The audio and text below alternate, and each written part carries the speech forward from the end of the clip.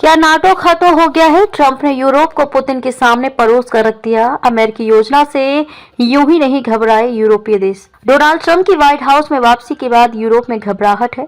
यूरोपीय देशों की सबसे बड़ी चिंता नाटो को लेकर है, जिसके बारे में कहा जा रहा है कि ट्रंप इसे खत्म कर रहे हैं। अमेरिकी योजना ने यूरोप को परेशान कर दिया है, उसे अपनी सुरक्षा की चिंता सता रही है। यूक्रेन युद्ध खत्म करने को लेकर डोनाल्ड ट्रंप की योजना को लेकर यूरोप बहुत चक्का है।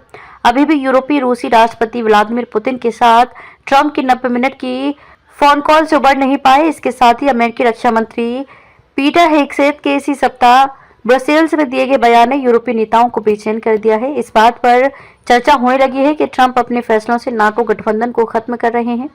लिथुआनिया के पूर्व विदेश मंत्री गेब्रियलियस लैंड्सबर्गिस ने कहा, यह नाटो के अंत का संकेत हो सकता है।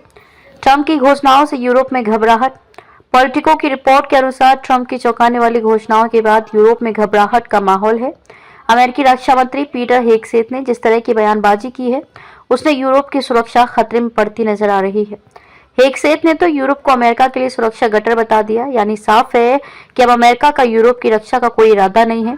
हालांकि म्यूनिख सुरक्षा सम्मेलन में भाग लेने वाले अमेरिकी सांसदों ने यूरोप को आश्वासन देने की कोशिश की, लेकिन इससे कोई खास फायदा नहीं हुआ। उनमें से एक सीनेटर रोजर विकर थे, जो शक्तिशाली सीनेट सशस्त्र सेवा पैनल के अध्यक्ष हैं। विकर ने पॉलिटिको से कहा कि हेगसेथ ने ब्रसेल्स में एक नौसिखिए की गलती की। मुझे नहीं पता कि उनका भाषण किसने लिखा, लेकिन यह टकर कार्लसन द्वारा लिखा जा सकता है। कार्लसन एक मूर्ख है। अमेरिकी उपराष्ट्रपति का भी यूरोप पर हमला।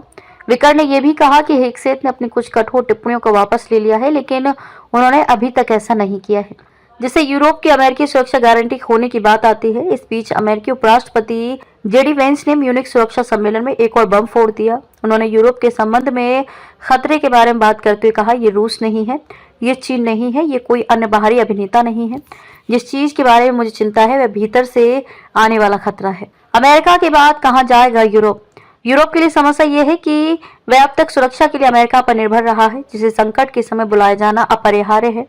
ऐसे में सवाल है कि वह अब किस ओर जाए। इसका जवाब है शायद खुद की ओर। पूर्व जर्मन राजनयिक वोल्फगैंग इंशिगर ने पॉलिटिको से कहा कि शायद यूरोप को झटकों की जरूरत है ताकि उसे आत्मनिर्भर बनने की तरफ बढ़ाया जा सके। उन्होंने कहा कि यूरोपीय नेता आंशिक रूप से उस स्थिति के लिए जिम्मेदार हैं जिसका वे अब रोना रो रहे हैं। क्या यूरोप ने देरी कर दी? यूरोपीय नेता रक्षा को बढ़ाने की तैयारी की बात कर रहे हैं, लेकिन अन्य लोगों को आशंका है कि शायद अब बहुत देर हो चुकी है।